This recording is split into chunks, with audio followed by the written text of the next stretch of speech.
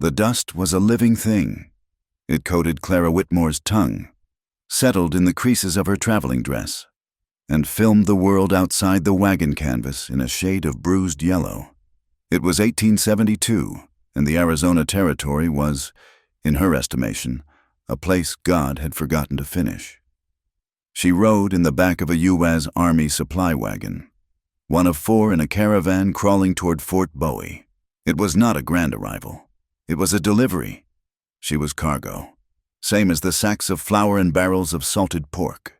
The 6 soldiers escorting them, commanded by a corporal whose name she had not bothered to learn, were Lieutenant Davies's men, her fiancé's men. Clara pressed her fingers to the high collar of her dress, feeling the familiar, unwelcome throb of heat under her skin. She felt like property, because she was. Her father, may he rest, had left behind a name, a respectable memory, and a stack of debts that had fallen on Clara like a shroud. Lieutenant Davies had offered to settle them. The price was her. She had met him twice. He was a man carved from cold ambition, his eyes the color of a winter sky, his hands quick and possessive. He had gripped her arm once, in what he must have thought was a gesture of affection, and the memory of it still bloomed in shades of purple on her skin, hidden by her sleeve. The land itself unnerved her. It was too big, too empty, too red. The mountains were not green and gentle like back east. They were jagged, raw bones thrusting from the earth. The sky was a vast, aching emptiness that pressed down on her. It promised nothing but heat and thirst and a lonely death. "Halt!" The shout came from the front. The wagon groaned to a stop, the sudden silence amplifying the metallic clink of harness and the weary blow of the mules. Clara pulled back the canvas flap. They were in a narrow canyon, the rock walls rising sheer on both sides. It was a terrible place to be. Even she, a stranger to this land, could feel it. The air was still, too still. Corporal Riggs, a hard man with a graying mustache, trotted his horse back. "What is it, Miller?" A young private at the head of the column, barely old enough to shave, pointed. "Sir, up there, on the rim." Clara followed his gaze. A flicker of movement, a shape, then another. "Apaches," Riggs said, his voice flat. He drew his pistol. "Form up, wagon in the center." But it was too late. The first shot was a sharp crack that echoed, multiplied by the canyon walls until it sounded like a volley. The lead mule screamed and went down. Tangling the harness, shouts erupted. Not war cries, not the ululating terror she had read about in dime novels, just hard, guttural yells. Men poured down the canyon walls. They were dressed as she imagined Apaches would be, breechcloths, moccasins, their chests and faces smeared with paint. They carried rifles, and they used them with brutal efficiency. It was a massacre. Clara screamed as Private Miller was thrown from his horse, a dark stain spreading across his blue tunic.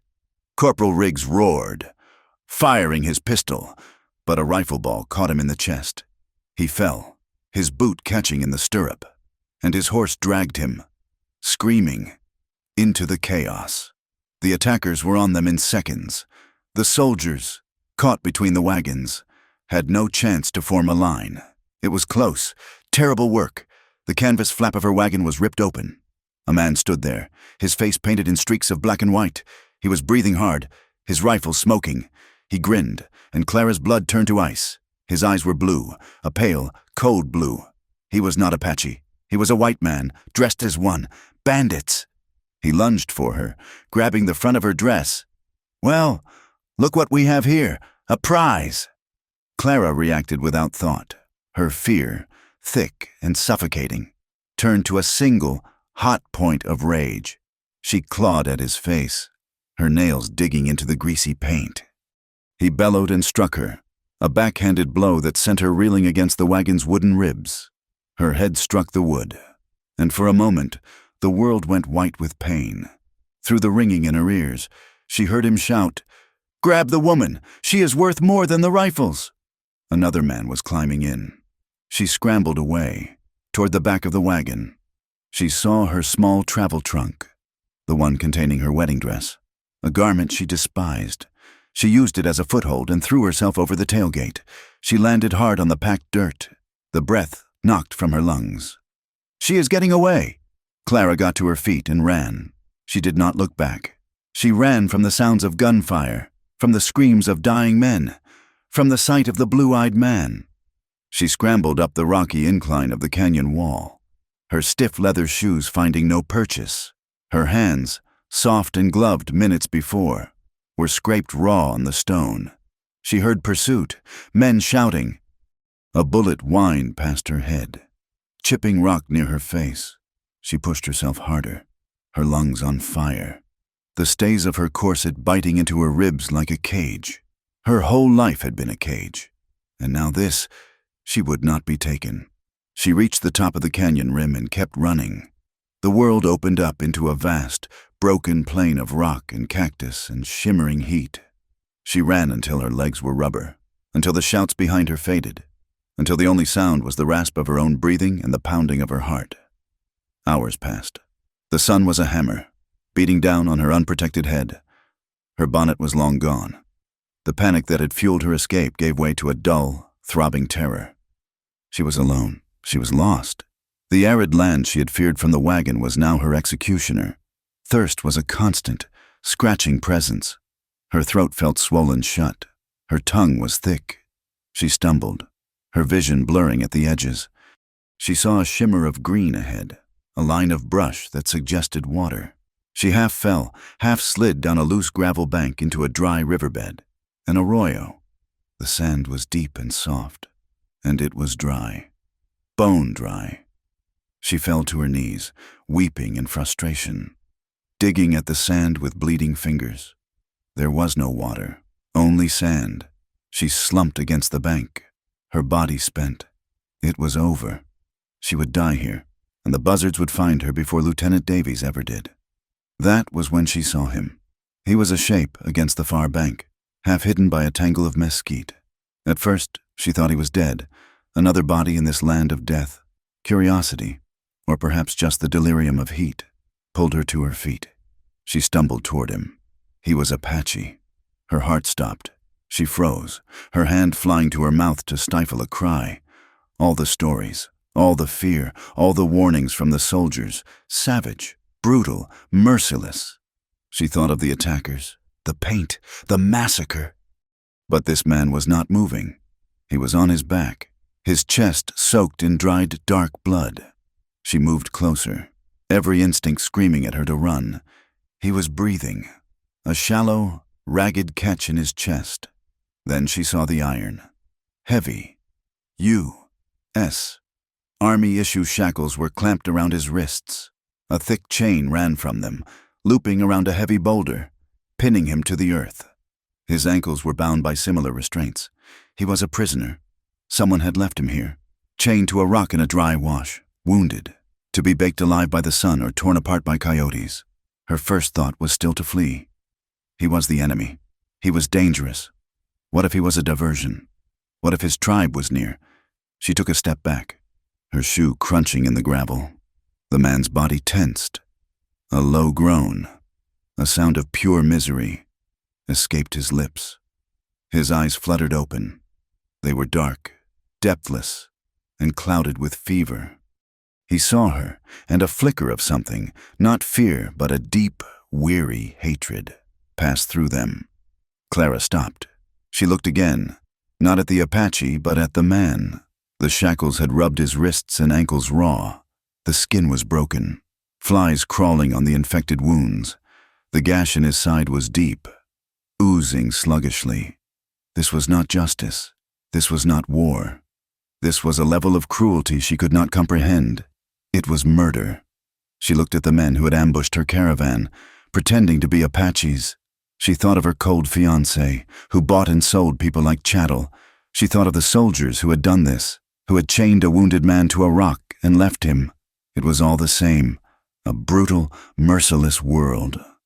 A low rumble echoed through the arroyo. She looked up. The brassy sky was gone.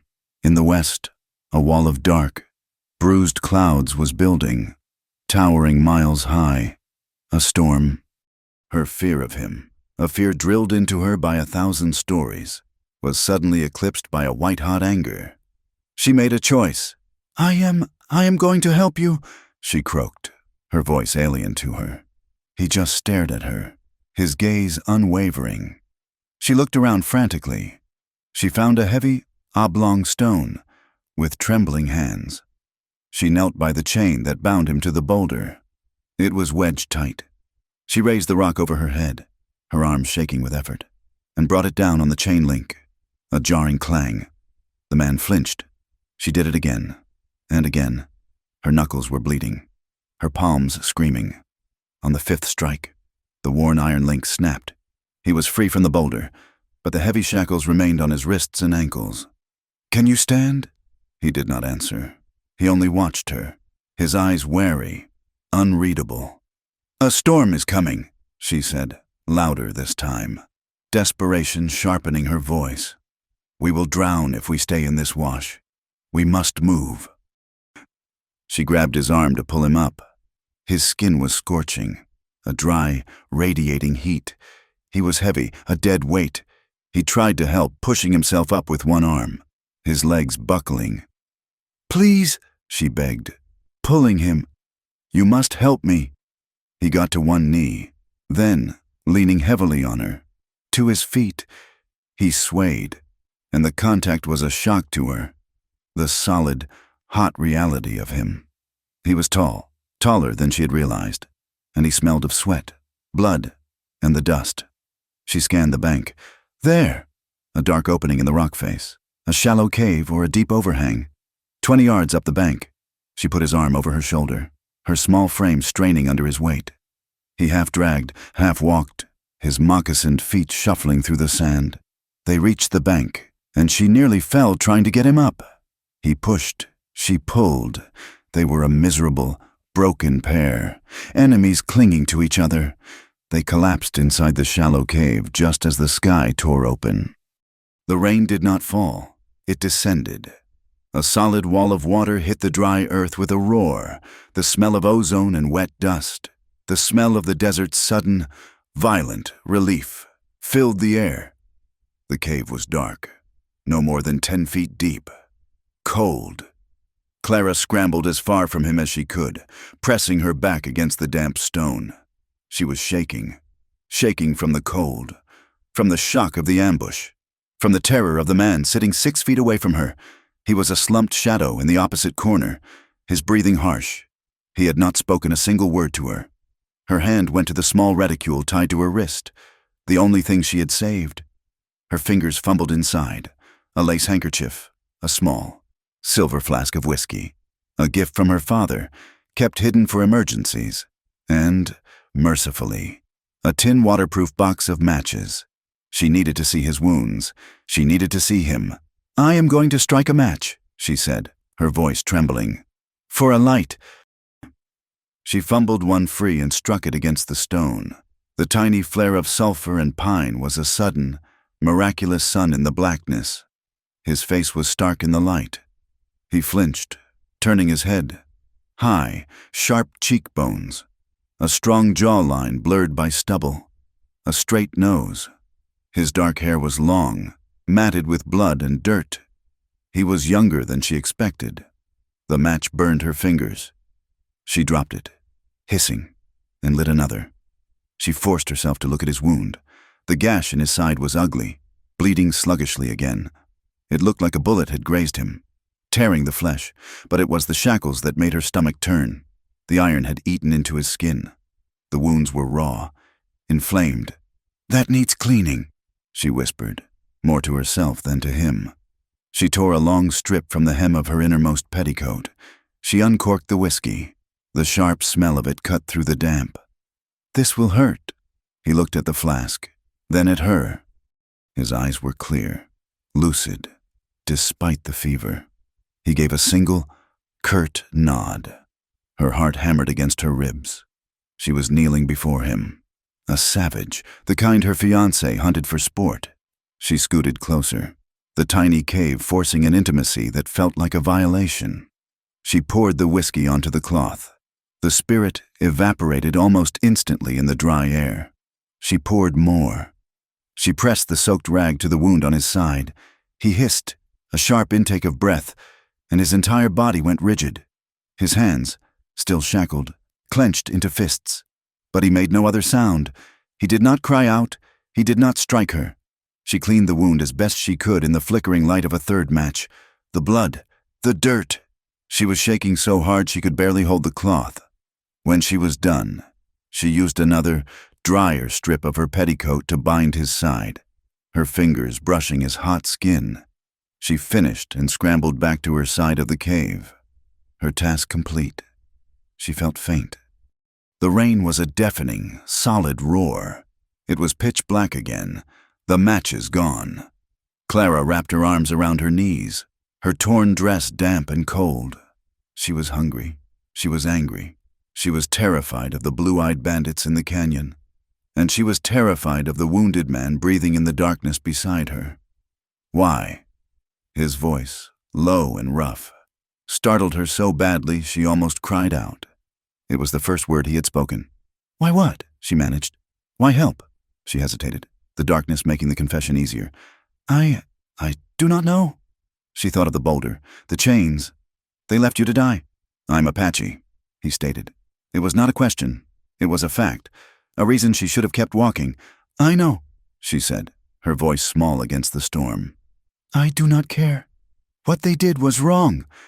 A long silence stretched between them, filled only by the relentless pounding of the rain. She could hear his breathing, still labored, but steady. They did not speak again. Clara stared into the blackness where she knew he was, every nerve awake. He was an enemy. He was a man she had saved. He was a shadow. She was trapped, and for the first time in her life, the bars of her cage were not made of duty or debt, but of stone and rain, and the presence of a man who was everything she had been taught to fear. Eventually, exhaustion claimed her. She drifted into a shallow, fitful sleep, her head bowed on her knees. They slept far apart, two strangers in the dark, bound by nothing but the fragile, desperate necessity of surviving the night. Clara woke to the sound of a world drowning. The rain had not lessened with the dawn. It had intensified. A gray, churning sheet of water hammered the desert, turning the dry arroyo into a shallow, rushing river. The sound was a constant, deafening roar that vibrated in her bones. The storm had trapped them. She was cold, her dress stiff with dried mud and damp. Her stomach was a hard, aching knot of hunger. Beside her, in the gloom, the Apache had not moved. She could just make out his form, curled on his side, his breathing still rough. His fever, she knew, would be rising. The cave was a miserable, cramped refuge, but it was dry. For 2 days. The storm raged without pause. The world was reduced to the gray light at the mouth of the cave and the sound of the deluge. Clara's fear congealed into a kind of stubborn desperation. She would not die here. On the third morning, the rain had slowed to a steady, miserable drizzle. The arroyo was a torrent of brown, churning water, carrying broken branches and debris. But the immediate threat of flash flood seemed to have passed. "I'm going out," she said to the darkness. "To find food. Koa." She had decided to call him that in her mind, as he had offered no name, merely grunted. He was weak, his body radiating a dry, dangerous heat, but his eyes were open, and they followed her. She slipped out of the cave, her stiff shoes sinking into the red mud. The desert was transformed, unrecognizable. The air was sharp and cold, washed clean of dust. The plants, which had looked dead and gray, were now a startling, vibrant green. She remembered her father reading from a book about the West. He had spoken of the prickly pear cactus. She found a patch of it nearby, its flat pad studded with reddish-purple fruit, tunas. She used a sharp stick to knock them to the ground, avoiding the spines, then carefully rolled them in the grit to clean them. She found a few pale, tough-looking roots washed free by the rain. It was a meager offering. She returned to the cave, her skirt caked in mud, her hands bleeding from a stray spine. She laid the fruit and roots on a flat stone between them. Koa watched her. She peeled one of the fruits with her knife, No, her fingers, as she had no knife. It was slow work. The flesh inside was a brilliant magenta, sweet and full of seeds. She ate one, the rush of sugar and moisture a dizzying relief. She pushed another toward him. Eat! He looked at the fruit, then at her. His suspicion was a physical thing, a wall between them, but the hunger and the fever were stronger. He took it, his shackled hands clumsy, and ate. They ate in silence. The small act felt enormous, a truce brokered by starvation. When the food was gone, the silence that returned was heavier. It was broken only by the drip of water and the constant, grating sound of iron on stone. Clara had found the oblong rock again. She was trying to break the ankle shackles. The wrist cuffs were too close to his body, but the leg irons had a longer chain. "Hold still," she muttered, her voice tight with frustration. She raised the rock and brought it down on a chain link. The clang echoed in the small space. Koa flinched, his jaw tight. "You will bring soldiers?" "The rain will cover the sound," she countered, though she was not sure. "We cannot stay." "And you cannot walk like this?" She struck the iron again and again.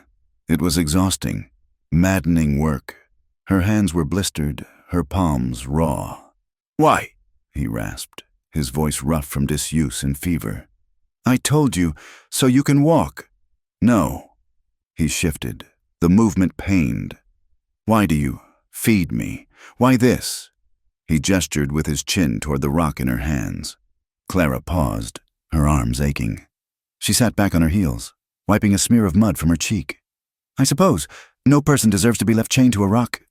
He looked at her, his dark eyes narrowed. "I am not a person. To your people, I am Apache. A dog. Less than a dog." His words, spoken with such flat, weary certainty, stung her. "That is not true, is it not?" he challenged, his voice quiet. "Your soldiers chain me. Your friends." He spat the word. "They hunt me for coin. Your people take the land. They burn our wiki-ups. They promise peace and bring bullets. You say I am a person, but your world says I am not." Clara had no answer. She thought of the men who had attacked the wagon. The blue-eyed man. "The men who attacked my wagon. They were not your people. They were white men, dressed as you."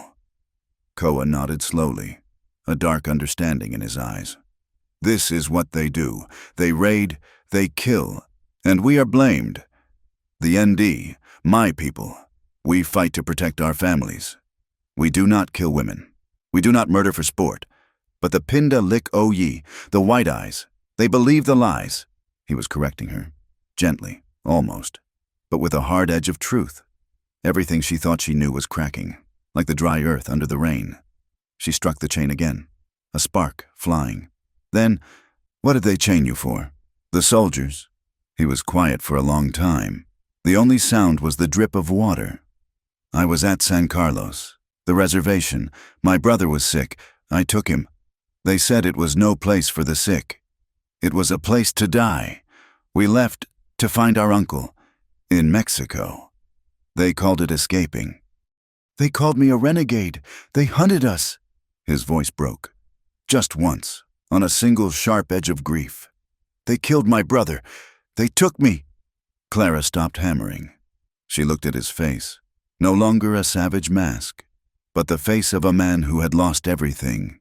"I am sorry," she whispered. He turned his head away, staring at the cave wall. "I do not want your sorrow." The air was thick with his pain. Clara felt a sudden, sharp kinship with it. She, too, was a prisoner.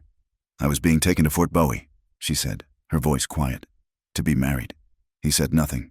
"My father, he died. He left debts to Lieutenant Davies. This man, he paid them, and in return, he gets me." She tried to keep her voice steady, but it trembled. I was the payment." Koa turned his head back to her. His gaze was intense. He looked at her, truly looked at her, and his eyes dropped to her arm. She had pushed up her sleeves to work on the shackle. She had forgotten. In the gray light of the cave mouth, the bruises on her forearm, Where Davies had gripped her were stark, ugly, a map of possession, in shades of purple and yellow.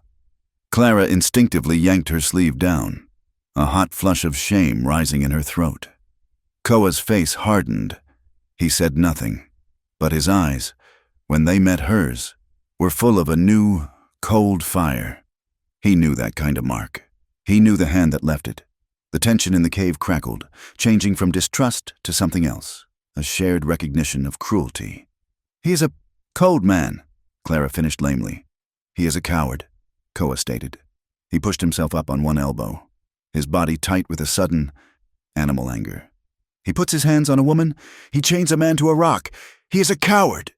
The chain link finally snapped. The heavy iron parted, falling into the dirt with a dull thud. He was free of the long chain, but the heavy iron cuffs remained on his ankles. The small victory, the shared anger, seemed to drain the last of his strength. He slumped back against the wall, his body suddenly racked with shivers. The fever was returning. Worse this time. "You are burning," Clara said, touching his forehead. His skin was like a skillet. "I must go," he whispered, his eyes bright and unfocused. "Mexico, I must go." "You are in no condition to go anywhere. Lie down. Rest." She spent the rest of the day tending him. She tore another strip from her last remaining petticoat, soaked it in the cold rainwater pooled in a rock, and laid it across his forehead. He thrashed, muttering in his own language, his voice sharp and pained. Night fell. The drizzle continued. Clara was exhausted, her bones aching with cold. She knew he needed to stay warm, but she had no blankets. She had nothing. She must have dozed, huddled in her corner, for she awoke with a start. The cave was empty. "No," she breathed. Panic, cold and absolute, seized her. He was gone. He had left her. She was alone again. She scrambled to the mouth of the cave. The rain was a fine mist, the moon a pale smudge behind the clouds. She saw him. He was 20 feet away, near the churning arroyo, on his hands and knees, vomiting. He tried to stand, to push on, driven by the fever dream of escape. "Mexico," he rasped. He took 2 steps and collapsed face down in the mud. "Fool!" she cried, a sound half sob, half curse. She ran to him, slipping in the muck. She grabbed his arm, trying to lift him. He was a dead weight, his body limp. "You will die out here. Get up. Help me," he groaned, delirious. She hooked her arms under his, and she dragged him. It was a terrible, desperate struggle. She pulled him, inch by inch, back across the mud, her feet slipping, her back screaming. She was weeping with exertion and fury. She hauled him back into the cave, his muddy body leaving a long smear on the stone. He was barely conscious, shaking violently, his teeth chattering. He would die of this. He would die of the cold, of the fever. She looked at him, shaking in the dark, and she made another choice. She sat beside him, pulling his back against her chest, wrapping her arms around his torso to share her own meager warmth. He was a solid, burning weight against her. Her heart hammered. This was madness. He was an Apache, a stranger, but he was also a man, and he was dying. She held him like that all night. She did not sleep. She listened to his breathing, felt the violent shivers that racked him, and held on tighter. His head lolled back against her shoulder. His shackled hand came to rest against hers on his chest. She stayed by his side, her own body growing numb and cold, giving what little warmth she had.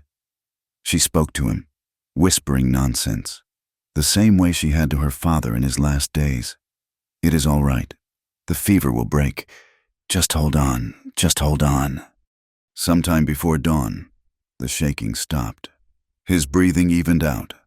The radiating heat of his skin lessened. When the first thin gray light of morning touched the cave, she was stiff, aching, and exhausted. But he was alive. The fever had broken. He awoke slowly. He was lucid, his eyes clear for the first time. He became aware of her arms around him, of his head on her shoulder. Clara tensed, expecting him to recoil, to push her away with violence.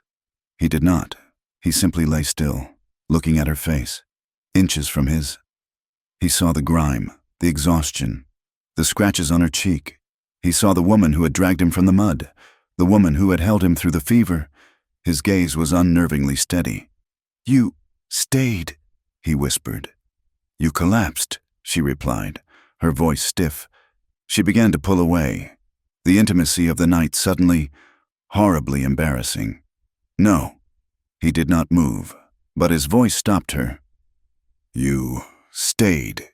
He closed his eyes for a moment. Woman, you have a strong heart." He said nothing else.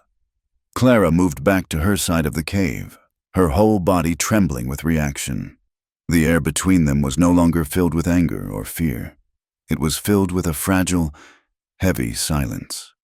The storm was over. The sun, weak and watery, broke through the clouds. Later that day, they built a fire. The wood was damp, but Koa, weak as he was, showed her how to find the dry sodal stalk, how to shave the inner wood. She used one of her precious matches. The small, smoky fire was a miracle. They sat by it, the warmth seeping into their cold bones. They shared the last of the prickly pear. "I must go," he said, looking into the flames. "South, to the Sierra, to Mexico. It is where my people are hidden." "The soldiers," she started. "They are everywhere," he said, "but they are less in the mountains. I must try." Clara nodded. She knew this. He was a fugitive. To be found with him, it meant her ruin, or her death.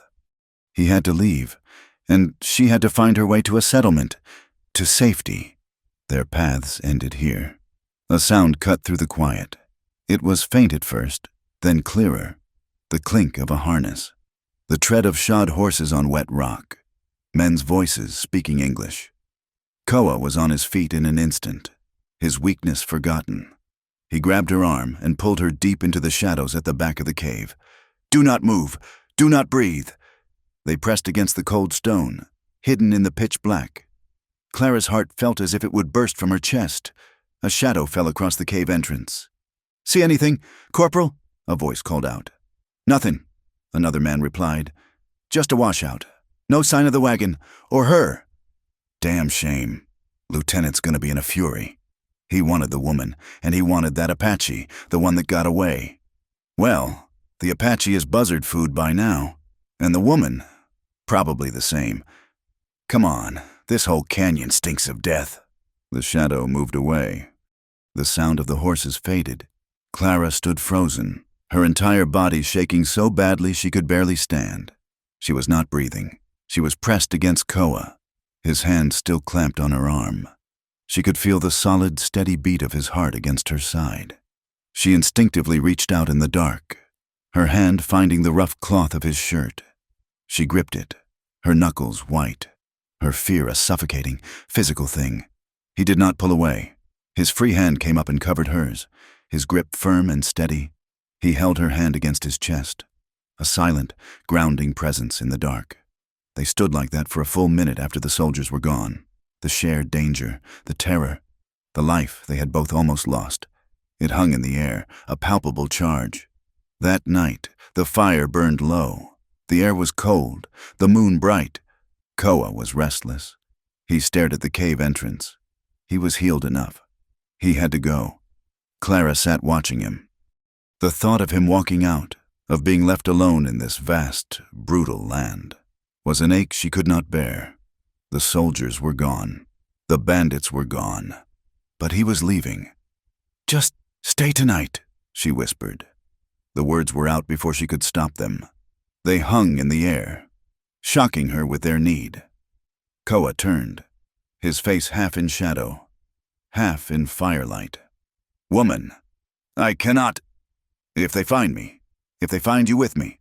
"I know," she said, her voice shaking. "I know it is madness. But the soldiers are gone. The night, it is so dark, I'm afraid." It was the truth, but it was not the whole truth. "Please," she whispered, looking at him, her pride gone. "Only tonight." He looked at her for a long time. He was a man torn. South was safety. South was his people, his freedom. This cave, this woman, was capture. It was death. But he saw the stark terror in her eyes, the profound loneliness that echoed his own. He had made his choice back in the arroyo, when she had broken his chain. She had made hers when she dragged him from the mud. They were bound. He did not speak. He walked across the small cave and sat before her. He was so close. She could feel the warmth from his skin. He raised his hand, the one that was not shackled, and touched her cheek. His fingers were rough, calloused, but his touch was unbelievably gentle. He traced the line of her jaw, wiping away a speck of dirt, or perhaps a tear. She leaned into his hand, her eyes closing. He bent his head, slowly, cautiously, giving her every chance to pull away. She did not. His lips touched hers. It was not a kiss of passion. It was a kiss of profound, shared pain. It was hesitant, chaste. It tasted of smoke and dust and the lingering sweetness of the prickly pear. It was a fragile, tender acknowledgement of the life they had shared, the death they had cheated, a cautious question. Clara's lips parted on a trembling breath. She brought her hand up, her fingers resting on his wrist. He pulled back, just an inch, his forehead resting against hers. They breathed the same air. Neither of them knew if they would survive to see the morning. But for tonight, he had stayed. Clara woke to the cold. The fire was a circle of pale gray ash. The mouth of the cave was a bright, empty opening onto a sunlit world. She was alone. He was gone. A sharp, hollow ache opened in her chest. It was not just the fear of being abandoned in the wilderness. It was a deeper, more personal pain. The kiss, please, only tonight. Had he taken her at her word? Had it been a goodbye? She felt a hot flush of shame. She had begged him to stay, and he had only to leave her the moment the sun rose. She felt foolish, a naive white woman who had let her fear and loneliness override every bit of common sense. He was Apache. He was a fugitive. He had his own path, his own people. She was a burden, a complication he had shed at the first opportunity. She scrambled to her feet, her body stiff and sore. She pushed her tangled hair back from her face and walked to the mouth of the cave, steeling herself for the vast, terrifying emptiness. She stepped out into the morning. The desert was sharp and clear, the air scrubbed clean by the storm. And there, 50 yards away, he was walking toward her. He was not heading south, toward Mexico. He was coming from a cluster of rocks to the west. In his hand, he held a rabbit, its body limp, its fur a dusty brown. He had been hunting, not fleeing.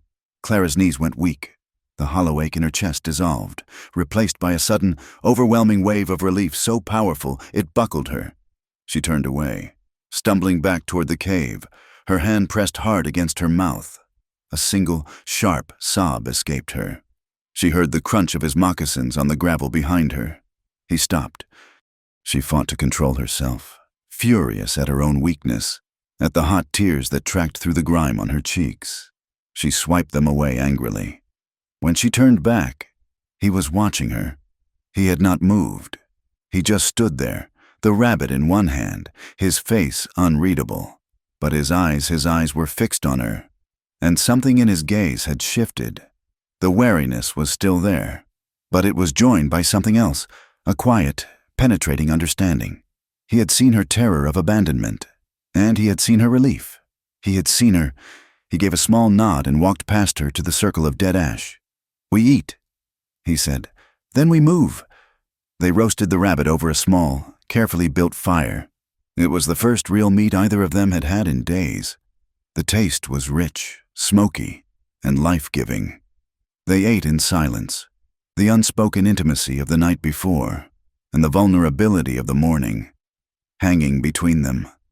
When they were finished, he stamped out the fire and scattered the ashes.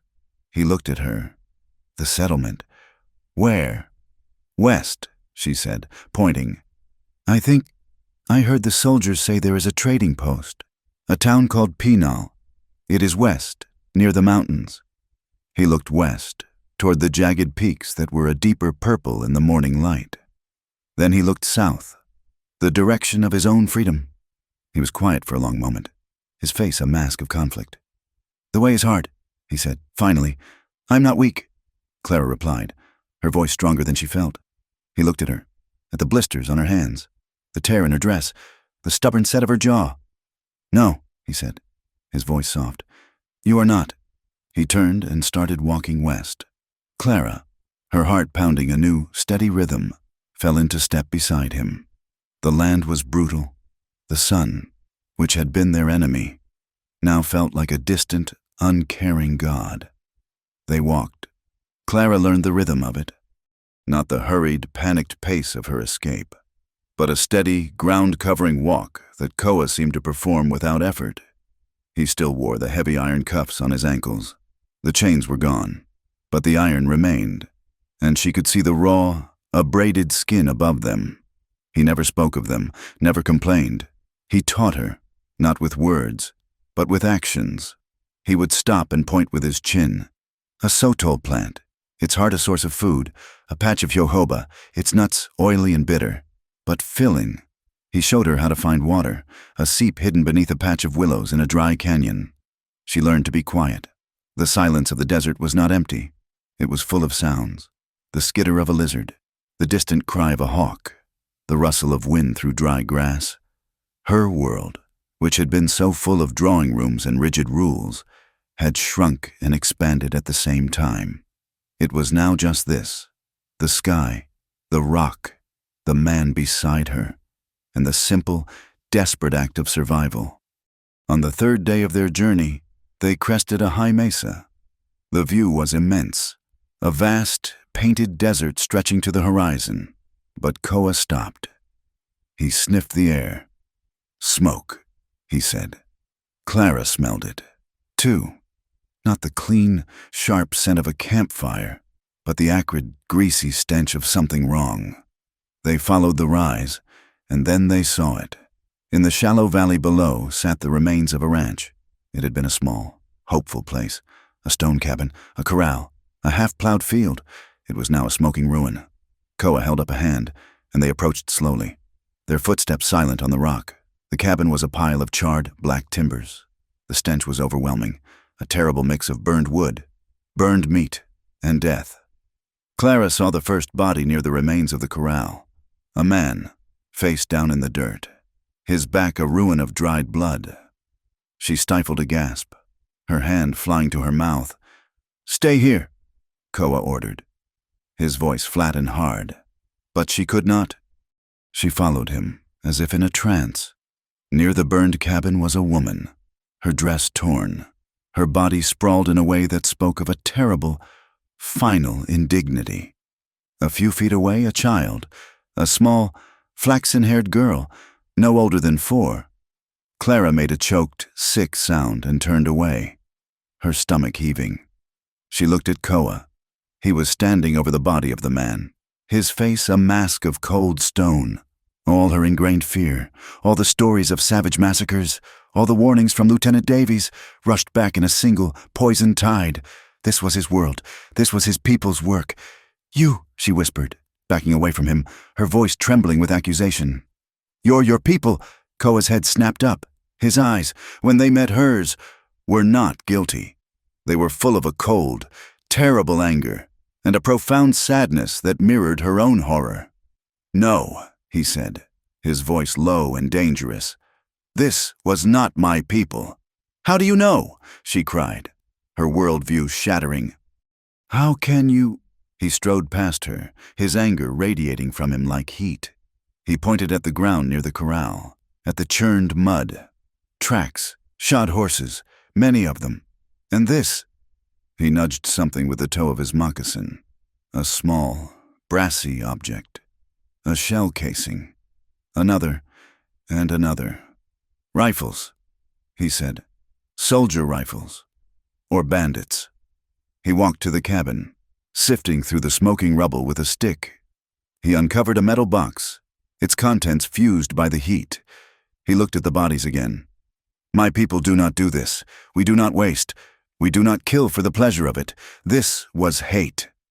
Clara stared at the tracks, at the shell casings, the blue-eyed man in the canyon, the soldiers who had left Koa to die. The world was not black and white. It was not savage and civilized. It was a churning, horrifying gray. The lines she had used to define her life were lies. The desert was forcing her to listen, and the truth it told was that cruelty had no tribe. She looked at Koa. He was no longer the Apache. He was a man, looking at a horror she could barely comprehend, and his face was full of a grief that felt as deep as her own. "We must go," he said, his voice quiet. "It is not safe here." They left the Valley of the Dead behind, walking faster now, neither of them speaking. The shared horror was a new, terrible bond between them. That night, they found refuge in a deep, dry arroyo, sheltered by a stand of ancient, gray-barked cottonwoods.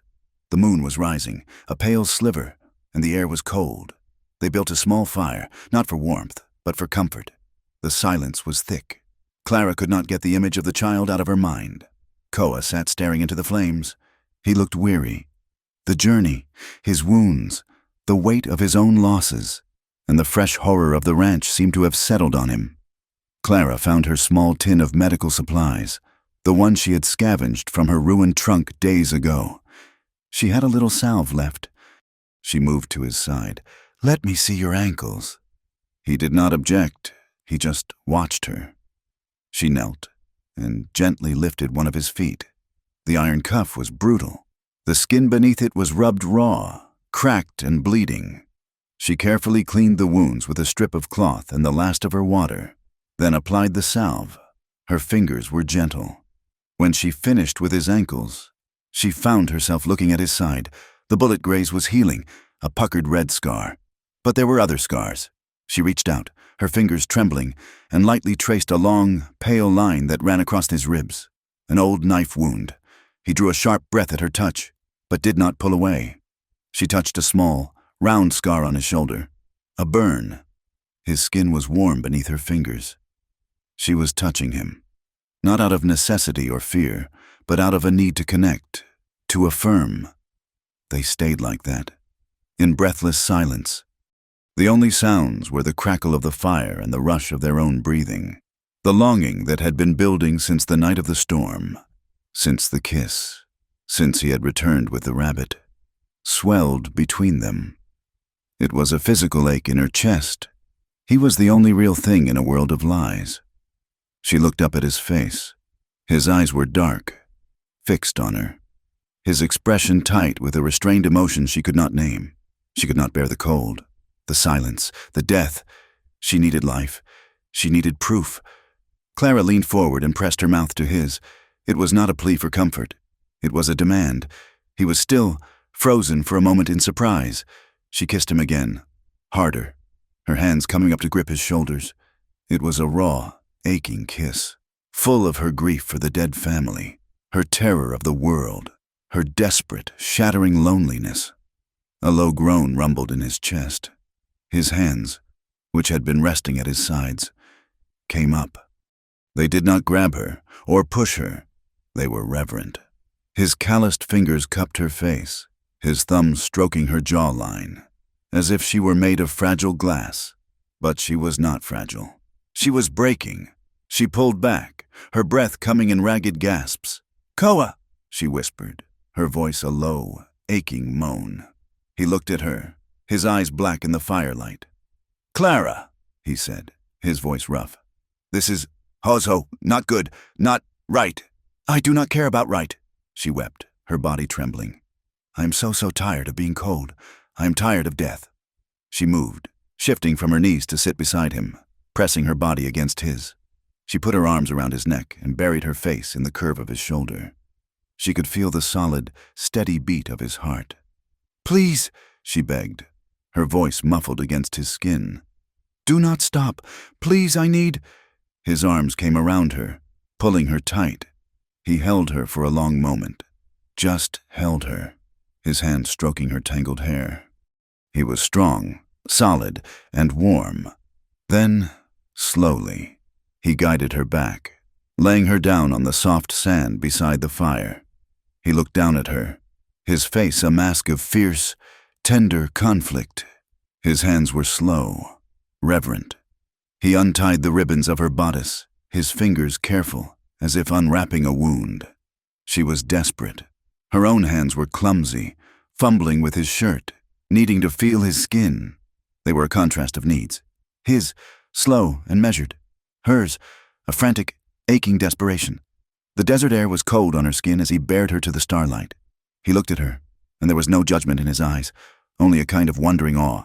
His touch, when it came, was electric. His fingers traced her collarbone, her ribs, the curve of her waist. She pulled him down to her, her nails digging into his shoulders. "Now," she whispered. "Please." He entered her slowly, his body covering hers, shielding her from the night. It was not a gentle act, but it was not brutal. It was real. The ground was hard beneath her, the stars a cold, sharp audience, but his body was warm, his hands reverent, his strength a steady anchor in her swirling chaos. She clung to him, her body arching to meet his, a low, continuous moan breaking from her lips. It was a release, a prayer, a desperate affirmation of life in a world that had shown her only death. In the morning, she woke with the first pale light of dawn. She was tangled in his arms, his body curved around hers, his chin resting on the top of her head. The fire was embers. The sand was cold. She was stiff, sore, and her body ached in new ways. But the hollow place in her chest was quiet. He was already awake. She knew it, even though his eyes were closed. She could feel the steady, slow rhythm of his breathing. She didly not move. Neither did he. The intimacy of the night gave way to a new, heavy silence. They had crossed a line. There were no words for what had happened, for what they had become. She was no longer just the white woman he had rescued. He was no longer just the Apache who guided her. A flush of shame crept up her neck. What had she done? He shifted, his hand moving to her arm. He did not pull away. He just held her. His touch was solid, a quiet reassurance. But with the full light of day came the fear. The sun rose, painting the canyon walls in shades of gold and blood. It illuminated everything, their camp, their tracks, them. They were exposed. The world, with its rules, its soldiers, its prejudices, and its bullets, was still out there. Their night together, their fragile connection, felt like a secret that could not survive the light. The fear hung over them, sharp and cold as a blade. Koa sat up, pulling away from her. He did not look at her. He began to gather their meager belonging. Clara dressed in silence, her fingers fumbling with the ties of her dress, her body still humming with the memory of his. Their intimacy had deepened, but so had the danger. They left the arroyo without a word, two small figures moving west, alone together, the rising sun casting their long, joined shadows on the sand. 2 days of hard, silent walking brought them to the crest of a ridge. Below them, nestled in a dusty fold of the high desert, was a town. It was not a city, it was a scar, a single, wide, rutted street lined with a dozen raw lumber buildings, a saloon, a general store, a blacksmith, and a small telegraph office. Penal. Koa stopped, his hand resting on the knife he had taken from the roasted rabbit. He pulled Clara back, into the cover of a juniper grove. "I will wait here." "No," she said. "I need you. They will not hurt you if you are with me." He gave her a look that was almost pity. "Woman, they will hurt you because you are with me, though—" He nodded at the iron on his ankles. "They are a death sentence in that town. Go, do your business. I will be safe here." Clara hesitated. The thought of walking into that town alone, of re-entering the world of men, was terrifying. But the sight of the shackles, a clear marker of an escaped prisoner, was a stark reminder of his words. He was right. "I will be back," she said, "before sundown." She straightened her ruined dress, a useless gesture of propriety. She tucked her hair behind her ears and began the long walk down the slope. The town of Pinal was even rougher up close. It smelled of whiskey, horse manure, and axle grease. Men, miners, freighters, cowboys stopped and stared as she passed. A lone white woman, covered in grime, her dress torn, her face burned by the sun. She was a ghost, an apparition. She ignored their eyes. keeping her gaze fixed on the small sign, Penal Telegraph Stage. She pushed open the door. The office was small, hot, and smelled of ink and dust. A thin man with a green eye shade and ink-stained cuffs looked up from his ledger. "Ma'am," he said, his voice flat, taking in her appearance without surprise. This land saw all manner of broken things. I need to send a message," Clara said, her voice hoarse. "To Boston." The clerk, Elias, slid a piece of paper and a pencil toward her. "Words are 10 cents apiece. East line is shaky, but it might get through." She picked up the pencil, her hand trembling. "To who?" "Her aunt? Arrived safe. Father, what about her father? Send help. She realized she had no money. I have no money," she whispered, shame washing over her. "But I am. I was engaged to Lieutenant Davies at Fort Bowie. My caravan, it was attacked." The clerk's gaze sharpened. "Davies? You say? Name of Whitmore?" "Yes, Clara Whitmore. Do you know him?" "Don't know him, ma'am," Elias said, turning to a shelf of cubbyholes behind him. "But I got a wire for you. Been holding it for near 3 weeks. Came by way of Tucson. Was supposed to be held for your arrival. Lucky you walked in." He handed her a folded yellow sheet. Her heart hammered. A message. From home. She unfolded it. The message was printed in stark, blocky letters. "Miss Whitmore, stop. Your father passed peacefully April 10th. Stop. Debts are settled as per our agreement. Stop. Your obligation to me stands. Proceed to Fort Bowie with my escort. Stop. Davies." Clara read it once, twice. She did not understand. She looked at the date, April 10th. She had left Boston on April 22nd. Her father had been dead for 12 days before she even stepped on the train. Lieutenant Davies had known. He had known her father was dead, and he had let her believe he had let her make the journey, believing she was saving him. The debt, her family's honor, it was all a lie, a cold, cruel piece of business. He had not been paying her father's debts to save him. He had been buying her, plain and simple, and her father's death had just been a final detail in the transaction. Her obligation stands. She was not a fiancée. She was property that had been fully paid for. The floor of the small office seemed to tilt beneath her. She backed away, the telegram crushing in her fist. "Thank you," she mumbled, and stumbled out into the blinding, indifferent sun. She was free. Her father was gone. Her debt was a lie. She was utterly, terrifyingly, hopelessly free. She had no one, no home, no destination. Her daze was shattered by a sound, a low, ugly roar. It was not the sound of gunfire. It was the sound of a mob. "Got him!" a man's voice bellowed. "Right here, by the trough. It's the Apache from the poster. Poster. Koa." She ran, her numbness replaced by a fresh, cold spike of terror. She rounded the corner of the blacksmith's shop. A crowd of men, maybe a dozen, had formed a rough circle. In the center, backed against a wooden watering trough, was Koa. He had come too close to town, looking for her. He was not fighting. His arms were loose at his sides. He stood with a calm, lethal stillness, his face a mask of profound contempt. The broken ankle irons were damning. A burly man, the blacksmith, was at the front of the crowd.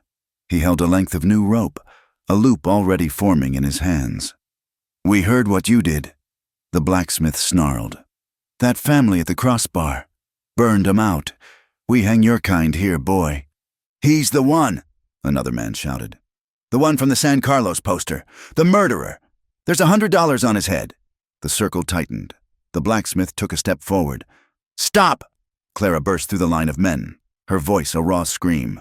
She threw herself between the blacksmith and Koa, her arms spread wide. The crowd stopped, shocked into silence by her sudden appearance. "Ma'am," the blacksmith said, his voice tight with anger. "Step aside. This is a renegade, a murderer. This ain't your concern."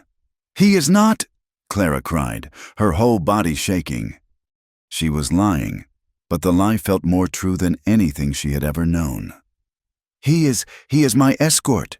He saved me." The men looked at each other, confused. Ma'am, he's an Apache, a miner said, as if explaining the sky was blue. He saved me, she insisted, her voice rising with a hysterical strength. From the bandits, the ones who did attack that ranch, the white men, they put those irons on him. They left him to die. This man protected me. He is a good man. He is under my protection. She was standing with her back to Koa, shielding him. She could feel his stillness, his heat, inches behind her. The blacksmith scowled. The crowd was uneasy. To lynch an Apache was one thing. To harm a white woman who was defending him, that was a different, more complicated matter. Ma'am, the blacksmith said, lowering the rope, but not his gaze. That man is wanted for murder. You're touched. The sun has got to you. She's lost her mind, another man muttered. I know what I saw, Clara said, her chin high, her eyes blazing. And if you touch him, you are no better than the men who murdered that family. The standoff stretched. A long, terrible silence. The blacksmith looked at her, at Koa's cold, murderous glare over her shoulder, and then at the hesitant faces of the men around him. He spat a stream of tobacco juice into the dust. This ain't right, he said, but I'll not be the man to put my hands on a crazed woman. Get him out of Pinal, now, before the sun sets. You're seen again, he said, his eyes locking on Koa. I won't be able to stop what happens. That's a promise. The crowd broke apart, grumbling, casting dark, angry looks back at them. They were left alone in the street, the dust settling. Clara's strength vanished. She swayed, her legs trembling. She turned to Koa, her hand still clutching the crumpled telegram. You should not have done that, he said. His voice was low, rough. They were going to kill you. They will still kill me, he said. And now, they will kill you, too. You have marked yourself. You are a white woman who lies for an Apache. He said it with a terrible finality. I do not care, she whispered. She opened her hand and looked at the telegram. He lied to me, my fiancé. My father, he has been dead for weeks. The whole thing, my journey, it was a lie. I was sold. She looked up at him, her eyes hollow, stripped of everything. I have nowhere to go, no family, no home. I am nothing. His expression, so hard and cold for the mob, softened. The anger in his eyes faded, replaced by that deep, quiet understanding. He had known loss. He knew what it was to be hunted, and now he knew what it was for her world to betray her, just as his had betrayed him. He gently took the telegram from her hand and let it fall into the dust. That night, they hid in a collapsed, abandoned livery stable at the far edge of town. The air was thick with the smell of old hay and rot. They were trapped. They could not stay, and they could not move without being seen. In the gloom of the empty stall, Koa was working, trying to break the heavy iron cuffs from his ankles with a rusted piece of metal he had found. You are leaving, Clara said. It was not a question. I must, he said, not looking up from his work. At moonrise, south, to Mexico. It is the only way. Take me with you, she said. The sound of his scraping stopped. He looked up, his face a mesh of shadows. No? Why not? She pleaded, her desperation rising. I have nothing here. That town, they hate me now. Lieutenant Davies, I will not go to him. I will die before I go to him. You are all I have. Take me. You cannot, he said, his voice flat. The Sierra, the mountains. It is a hard life. It is rock and sky and running. It is no place for you. I survived the desert, she argued, her voice rising. I survived the ambush. I am not weak. I can learn. This is not about being weak, he said, standing, his voice a low, fierce growl. This is my path, my fight. My people, they hide, they starve, they fight. You are a white woman. You cannot be a part of that. And what am I to do? She cried. The injustice of it all, the loneliness, breaking her. Go back to that town, become a saloon girl, go back east and beg on the street? I have nothing. Koa! I have nothing but you. You do not have me, he snapped. The words were a slap. I am a ghost. I am a dead man. If I stay in this land, I will die. If you come with me, you will die. You are free now. Your man, he has no hold on you. Go, find a new life." His cruelty was a shield. He was trying to cut her free, to save her from his own fate. But she did not see it as kindness. She saw it as the ultimate rejection. "So you will just leave me," she whispered, her voice breaking. After the arroyo? After last night? Was that nothing? Do you not love me?" He grabbed her, his hands hard on her shoulders. He shook her, his face inches from hers, his eyes blazing in the dark. "Love?" he hissed, the word torn from him. "You are my heart. You are the air I breathe. But love will not stop bullets. Clara, love will not break these irons. Love will not hide my face from men who want $100. He released her, shoving her back. The silence in the stable was a raw, open wound. "You are free," he said, his voice flat, his back to her. "Go, find your life. Forget me." She stared at his back, tears of anger and grief streaming down her face. He was right. He was right, and it was the most painful truth she had ever heard. "Fine," she whispered, her voice thick with a new, cold pride. "I will." She turned and walked out of the stable, her back rigid. She would not beg him. If he would not have her, she would do something. She would leave. She walked back toward the dark main street, her mind a blur of pain. She did not know where she was going. She just walked. She passed the telegraph office. The street was dark, the saloon noise a dull roar in the distance. And she saw it, tacked to the wall, where she had been standing only hours before, was a new poster, the one she had heard about. Wanted $100, gold reward, Apache rebel Koa for murder and escape from San Carlos Reservation. Wanted in connection with the murder of U.S. Army Private Hale. Below the words was a charcoal sketch. It was rough, but it was him. His eyes, his high cheekbones. It was a death warrant. $100. She heard voices, rough and low, from the alley beside the saloon. "Blacksmith," said the livery. "The woman won't keep him hidden for long. 100 gold buys a lot of whiskey." Another voice slurred. "Let's go find him. Check the stable." Two men, their shapes dark, stepped out of the alley. They were not the blacksmith. They were strangers, with rifles cradled in their arms. Bounty hunters. Clara did not think. She tore the poster from the wall, her heart seizing. She ran. She burst into the stable, her breath tearing at her lungs. "Koa! They are coming! Bounty hunters! They know you! They saw the poster!" He was already moving. He had known this was coming. "The back stalls. There are horses. We cannot steal. We are not stealing," he said, his voice grim. "We are surviving." He found a bridle for one horse, a rope halter for another. The horses shifted nervously. He threw open the rotting back gate. "Get on, now!" He threw her onto the bare back of a sorrel mare. He vaulted onto the other. A shout from the front of the stable. "They're in here, get 'em!" "Hold on!" Koa yelled. He kicked his horse, and they burst out of the stable, galloping into the scrubland behind the town, into the open, moonlit desert. A shot cracked. The bullet screamed past Clara's ear. "Ride! Low!" Koa bellowed. She flattened herself against the horse's neck, her hands tangled in its mane, her legs clamped tight. The wind whipped her hair, her tears drying instantly on her skin. Behind them, she heard the pound of more hoofbeats. They were being chased. They rode for a dark line of rocky hills, a sanctuary of shadow in the pale moonlight. "Faster!"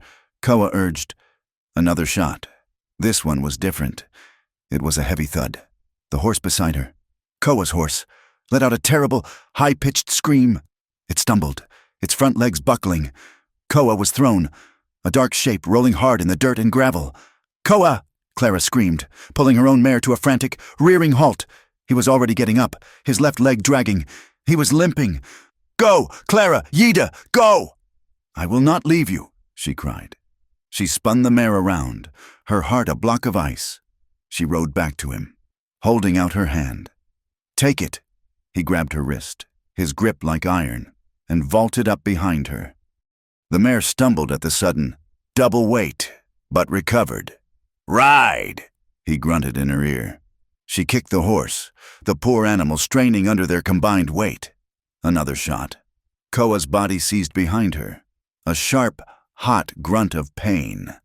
"Are you hit?" she cried, her voice thin with panic.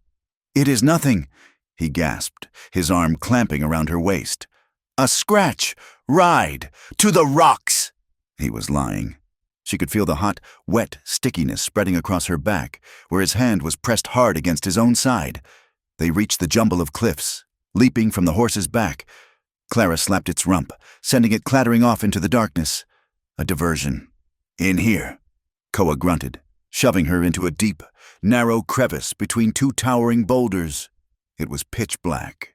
They heard the bounty hunters ride past, their curses lost in the clatter of hooves. "They're on foot! Find 'em!" They were hidden. For now. Clara turned to him in the narrow darkness. "You are hurt. Let me see." "It is nothing." His voice was tight with pain. "Do not lie to me. Let me see." Her hands fumbled for him, finding the hot, wet patch on his shirt. It was high on his side, under his arm. She tore the cloth. "It is just a graze," he rasped, but she could feel him leaning heavily against the rock. She tore another long, clean strip from the hem of her ruined dress, her hands shaking so violently she could barely tie the knot. She pressed the makeshift bandage hard against the wound. Pulling it tight, he hissed, a sharp intake of breath, but did not move. She finished, and then, the chase, the telegram, the wound, it all broke her. She sagged against him, her shoulders shaking, her sobs silent, her face buried in his chest. "I cannot lose you," she whispered, the words, a broken prayer. "I cannot." He was still for a long moment, his breathing harsh. Then, his hand, the one that was not pressed to his bleeding side, came up. He took her hand, the one still clutching the crumpled wanted poster, and pressed it flat against his chest, over the steady, strong beat of his heart. His voice was low, rough with pain and a terrible, beautiful honesty. "I would stay forever," he whispered, using the words she did not understand but felt in her bones. "My heart. But I only ever had tonight." The hunt was short-lived. The bounty hunters, unwilling to risk their own hides in the dark maze of rocks for a single Apache, turned back toward the whiskey and light of Pinal. Their voices, thick with curses, faded, leaving only the sound of the wind. Clara and Koa waited, hidden in the narrow crevice, until the sky began to pale in the east. They had to move. They were on foot. Koa's new wound, the bullet graze in his side, was bleeding sluggishly, and his limp from the old leg irons was more pronounced. The fall from the horse had jarred him badly, but he did not speak of it. He only pressed his hand to his side, his face grim, and looked south. "The mountains," he said. It was the only word he needed. Their journey resumed, but it was changed. The silence between them was no longer an absence of words, but a heavy, shared understanding. He had said, "You are my heart." She had said, "I cannot lose you." There was nothing left to confess. There was only the walking. It was a slow, agonizing pilgrimage.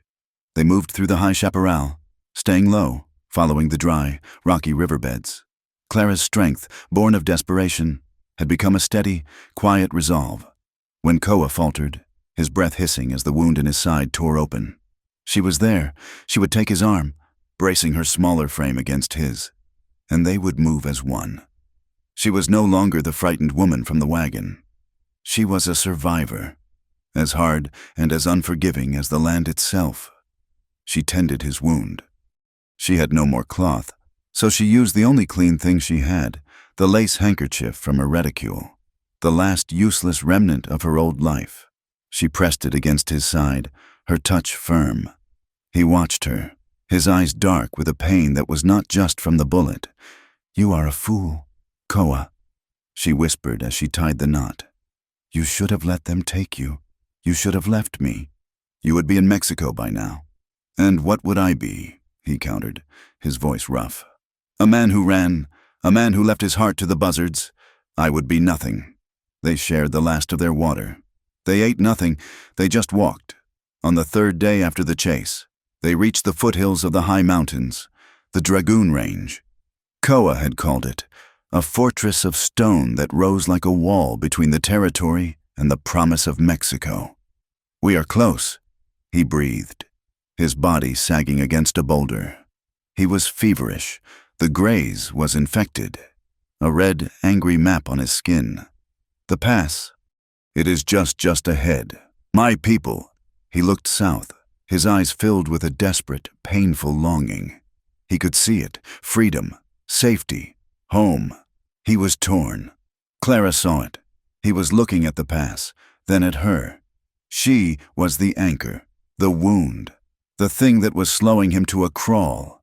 He could make it alone, running, but with her, with his wound, they were a target. She made her choice.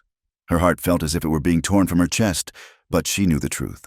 Love would not stop bullets. "Go," she said. Her voice was steady, hard. He looked at her, his fever-bright eyes confused. "You must go. Koa, now." She pointed to the high V-shaped notch in the mountain. "That is your path. I will slow you down. They will find us. They will find you." "Clara," he began, his voice a broken plea. "No," she said. She put her hands on his chest, her touch surprisingly firm. "You must go. I will be fine. I will turn back. I will go to a different town. I will find a way. But your fight is to get home." She was lying. She had nowhere to go. She would likely die in these mountains, but she would die free, and he would live. "I will not leave you," he said, his voice a low growl of stubbornness. "You will," she said. "You have to." She rose on her toes and kissed him. It was not the desperate, aching kiss of the arroyo. It was a kiss of finality. It was deep and slow, and it held all the love, all the pain, all the nights of fear, all the shared moments of survival. It was a goodbye. She pulled back, her eyes wet, but her voice firm. "I will not follow you. I will not be the reason you die." He looked at her, his face a mask of agony.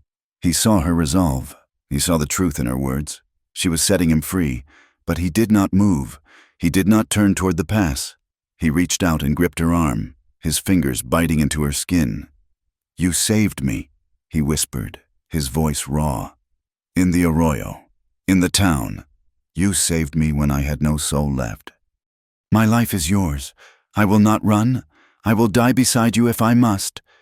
He pulled her to him, his arms a steel band around her. He would not leave. He had made his choice. A sound, sharp and clear in the thin mountain air, cut through the moment.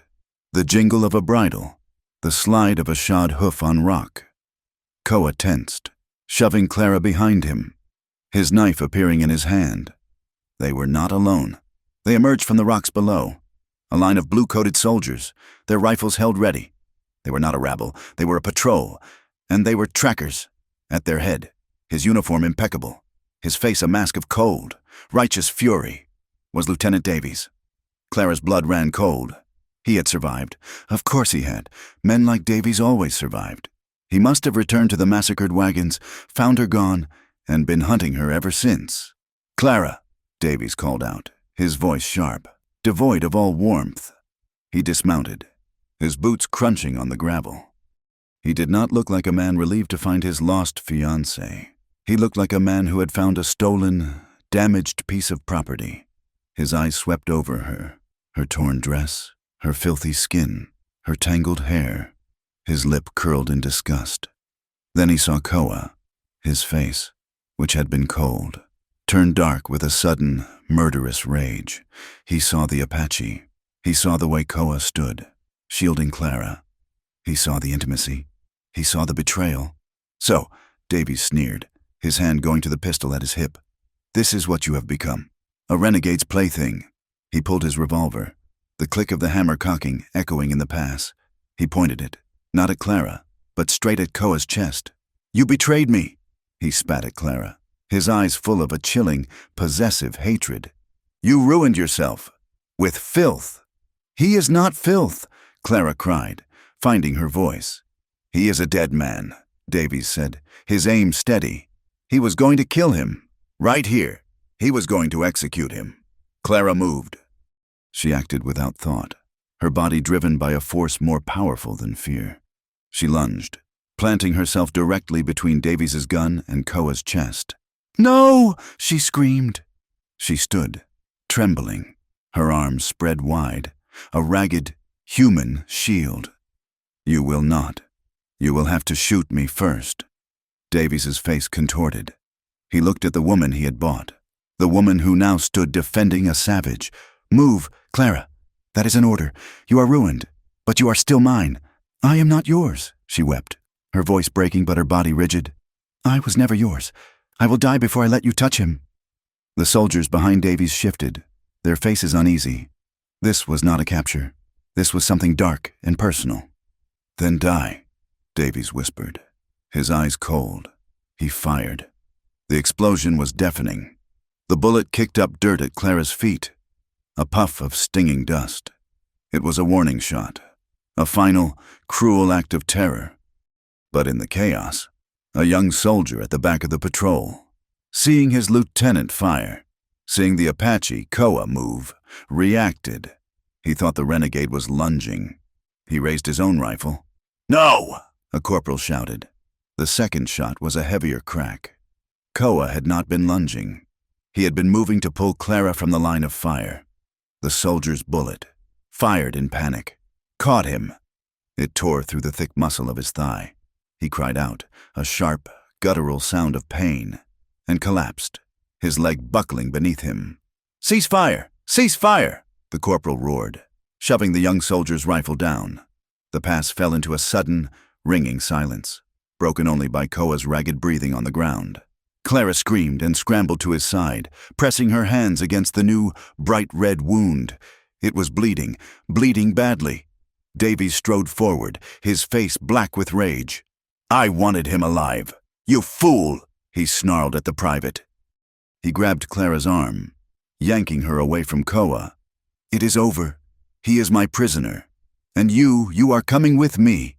"No!" Clara stood up. She was shaking, covered in Koa's blood, but her eyes were dry and filled with a fire that stopped him cold. She did not look at Davies. She looked past him, at the corporal, at the faces of the soldiers who had watched. "You," she said, her voice shaking but carrying in the thin air. "You call him a savage. You call him a murderer. That man," she pointed at Davies, "left me to die. My caravan was attacked by white men, bandits. They murdered my escort, and he," her voice broke, "he left me there. He never even looked for me." The soldier's eyes flickered toward Davies. They had heard the story of the ambush. "I ran," Clara continued, her voice gaining strength. "I ran until I found him." She pointed to Koa, who was trying to push himself up, his face pale and slick with sweat. "Your soldiers had chained him to a rock in a dry wash. Wounded. Left him to be eaten by coyotes." The corporal's face tightened. "That was not army protocol. He was my enemy," Clara cried, tears finally streaming down her face. "He was everything I was taught to fear, but he protected me. He kept me alive. He guarded me while I slept. He found me food. We saw the family at the crossbar, murdered. He wept." She turned, her gaze finally landing on Davies, a look of such pure, undiluted hatred that he took an involuntary step back. "He protected me," she whispered, her voice a raw blade. You lied to me. My father was dead, and you let me travel across the country, a piece of property. You left me to die. He stayed to die beside me. Who is the savage? Lieutenant. Who is the man?" Silence. The soldiers looked at the ground. They looked at Clara. This ragged, fierce woman. They looked at the Apache, bleeding in the dirt. Who had shielded her? They looked at their lieutenant, whose face was pale with a fury that had nothing to do with military justice. The corporal, a man with graying temples and hard eyes, made his decision. He stepped forward. "Lieutenant Davies," he said, his voice formal, "I am relieving you of your command. You are under arrest." "On what grounds?" "Corporal," Davies sputtered. Misuse of military authority. Conduct unbecoming an officer, and for the attempted murder of a civilian. He nodded toward Clara. We will let the magistrate at Fort Bowie sort it out. 2 soldiers moved, taking Davies's pistol, their faces grim. He did not resist. He had been tried and found guilty by the eyes of his own men. The young private who had fired the shot stood shaking, his rifle at his side. He looked at Clara, then at Koa. Ma'am, he stammered. I thought he was, I didn't mean. He unslung his canteen and offered it to her. Then, he did more. He walked to his own horse, a sturdy bay, and led it forward. He handed the reins to Clara. I saw the truth, he whispered, his face crimson with shame. Get him out of here, ma'am, before someone else comes. Head south. Do not stop. Clara stared at him, then at the horse. She nodded, her throat too thick to speak. She turned to Koa. He was trying to stand, but his leg would not hold him. He fell back, his face tight with pain. He could not walk. He could not run. We have to go, she said. She put her shoulder under his arm, pulling him up. He was heavy, and she stumbled, but she did not let him fall. Help me, she grunted. He used his good leg, his arms around her neck. She was his crutch, his strength. Together, they made it to the horse. It was a terrible, agonizing effort, but she got him into the saddle. He slumped forward, his hands tangled in the horse's mane, his blood dripping onto the animal's shoulder. Clara looked at the corporal. He watched her, his face grim. He gave a single, sharp nod. Go! She took the reins, and, pulling the horse, she began to walk, leading Koa south, across the invisible line, away from the soldiers, away from her country, into the harsh, unknown freedom of the Sierra. She led the horse for 2 days, walking south into a wilderness of stone she did not know. Koa was a dead weight in the saddle, barely conscious, his body burning with fever. His blood had soaked the saddle blanket and her back. She did not know where she was going. She only knew that south was his only chance. She had the soldier's canteen, but it was nearly empty. She moistened his lips, her own throat a dry, aching husk. The land grew steeper, the air thinner. This was the Sierra, the fortress. On the 3rd morning, she was weeping, stumbling, pulling a horse that could barely walk, carrying a man who was dying. She had failed. She had brought him this far, only to watch him die in the dirt, just as he would have in the arroyo. That was when the horse stopped. It raised its head, its ears swiveling, and let out a low nicker. Clara froze. She looked up, squinting against the high, thin sun. They were standing on the rocks above her. 3 men. They were not soldiers. Their hair was long, held back by cloth bands. They wore moccasins and carried rifles. They were Apache. Clara's heart seized. She did not know if they were his people or his enemies. One of the men, older, with a face like carved cedar, raised his rifle. "Wait!" Clara cried, her voice a raw croak. She stepped away from the horse, holding her empty hands up. "Please, he is ND. He is Koa. He is dying." The men's faces, which had been hard and cold, changed. They looked past her, at the man slumped over the horse. The name Koa was a shock to them. They spoke to each other, their voices low and rapid, a language she did not understand. The older man lowered his rifle. He walked down the rocky incline, his eyes never leaving Koa. He looked at the U.S. Army horse. He looked at Clara, his gaze full of a deep, profound suspicion. He reached the horse and looked at Koa's face, brushing the matted hair back. His expression softened with a terrible grief. "He lives," the man said, his voice rough. He looked at his companions. "He has returned." He took the reins from Clara's hand, his touch firm, dismissing her. The other 2 men scrambled down. One took Koa's other side, and together they lifted him from the saddle. He was their kin. He was their responsibility. Clara was left standing alone, her hands empty, the sudden loss of purpose making her sway. "Come," the older man said. It was an order, not an invitation. They led her up a path that was not a path, a narrow, hidden track that wound between boulders and over ridges, a place no army could ever find. After an hour, they entered a high, hidden canyon. It was a small settlement, a rancheria, alive with people. Wickiups made of bent branches and hide were scattered among the pine and oak. The air smelled of wood smoke and roasting mezcal. Their arrival brought the camp to a halt. Children stopped their play and stared, their dark eyes wide.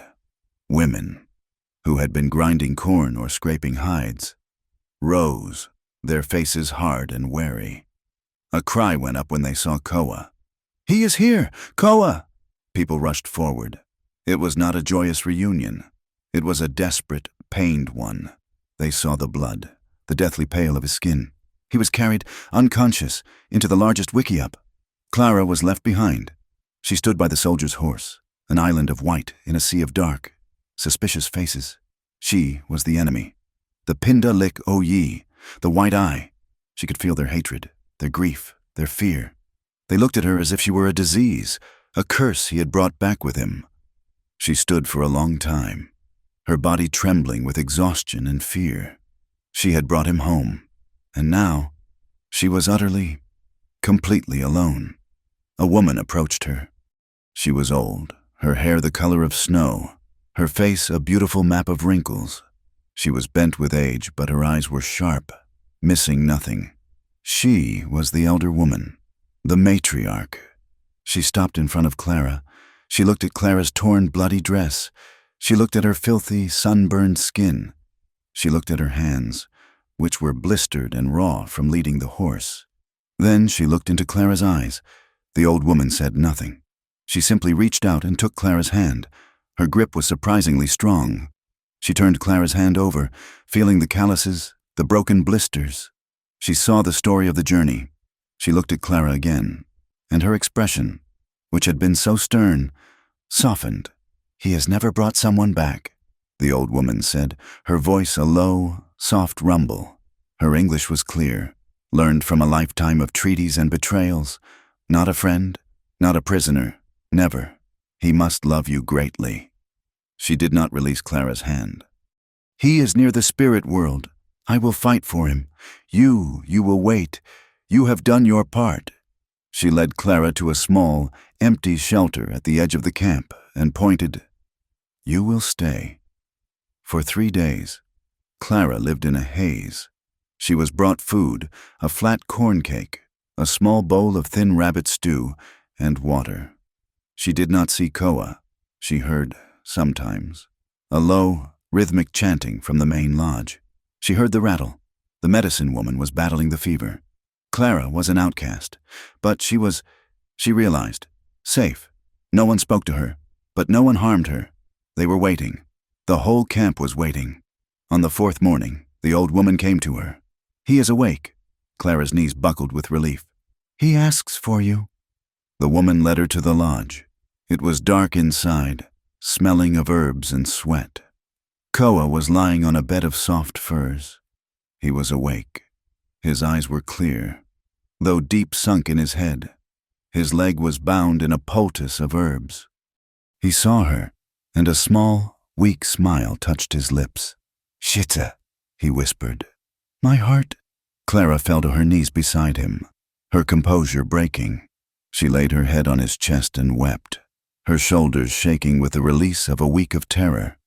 His hand, weak but steady, came up to rest on her hair. Her nursing of him, which had been so desperate in the wild, now became a ritual. The old woman, whose name was Sansi, or Morning Star, allowed Clara to help. Clara learned to clean the wound, to wash the fever sweat from his skin, to grind the herbs for the poultice. The other women watched. They saw that her hands were steady. They saw she was not afraid of the blood. They saw that she did not shrink from the work. She was not, they murmured, like other Pinda women. She was not soft. As Koa healed, the life of the camp slowly enfolded her. It was a hard life, harder than anything she could have imagined. The women rose before the sun. They hauled water in clay olas from a seep a mile down the canyon.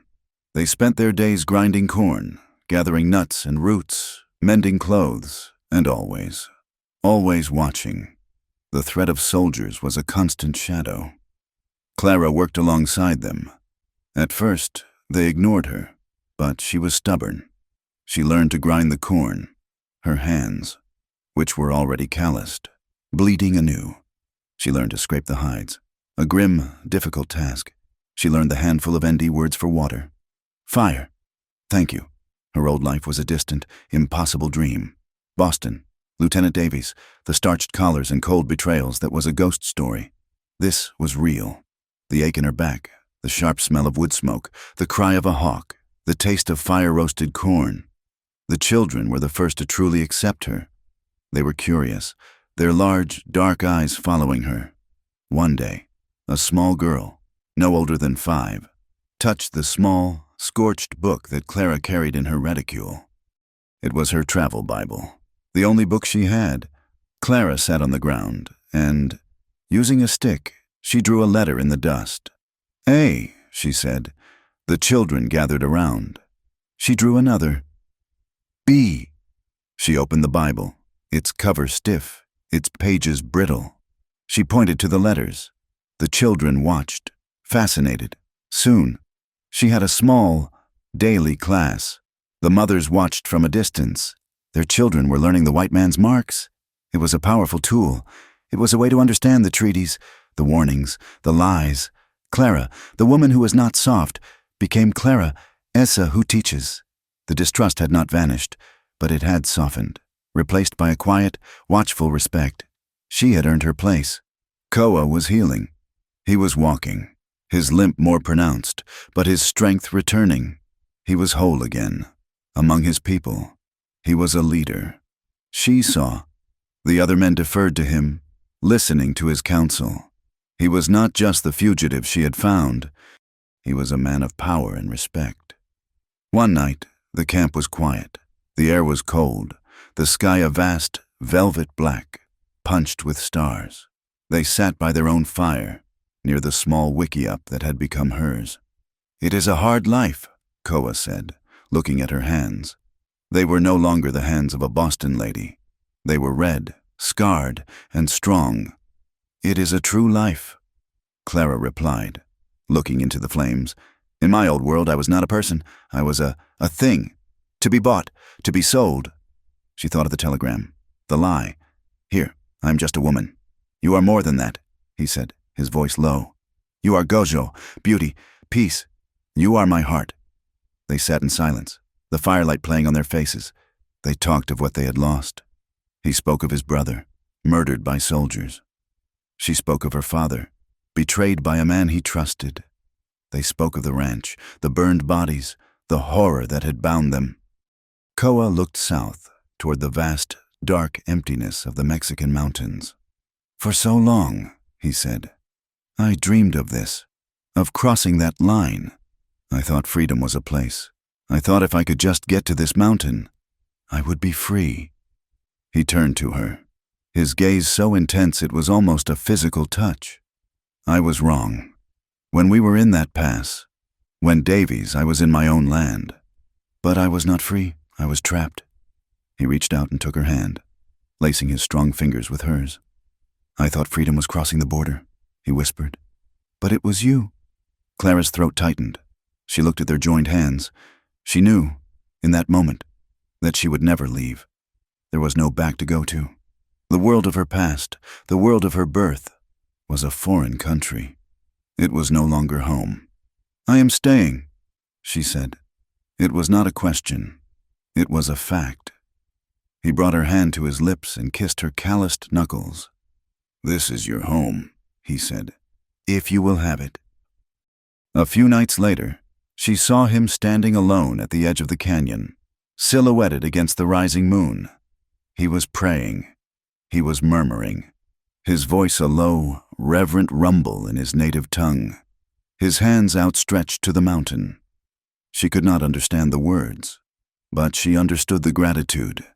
He was giving thanks for his life, for his people, and she heard her name, woven into the fabric of his prayer. Their marriage was not a week later. It was Sansi, the old woman, who decided it. She came to Clara with a bundle of finely beaded, soft deerskin. A dress. He has chosen you, the old woman said, her eyes kind. You have chosen him. You have worked. You have learned. You have a strong heart. It is time. You will be ND. It was not a question. Clara accepted the dress. The ceremony was held that night. There were no flowers, no hymns, no preacher, just the stars. A cold, bright audience in the high mountain air. They stood before Sansi and the other elders. Koa was dressed in his finest breechcloth and moccasins, his scars stark and proud in the firelight. Clara wore the deerskin dress. They shared a blanket, a symbol of their union, of the home they would build. They drank tiswin from a single cup. Sanse spoke, her voice rising in a blessing, calling on Usin, the Creator, to watch over their union. And it was done. They were one. That night, they were alone in their own wickiup. It was small, smelling of pine and leather. A fire burned low in the center. Clara felt a sudden, familiar shiver of fear. Not of him, but of the world. This happiness, this peace, it was so fragile. Life here was fragile. Koa came to her, his face tender in the firelight. He saw the shadow in her eyes. He put his hands on her arms, his touch solid, grounding. Their final embrace mirrored the first.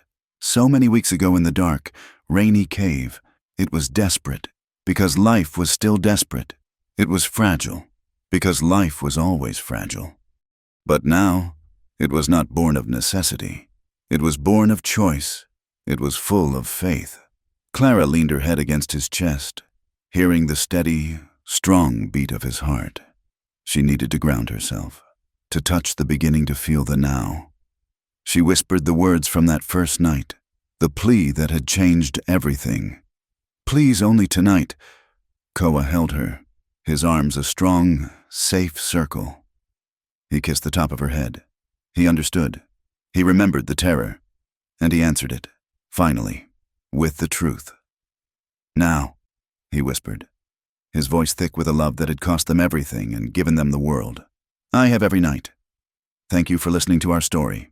We invite you to comment where you are listening from to connect with others.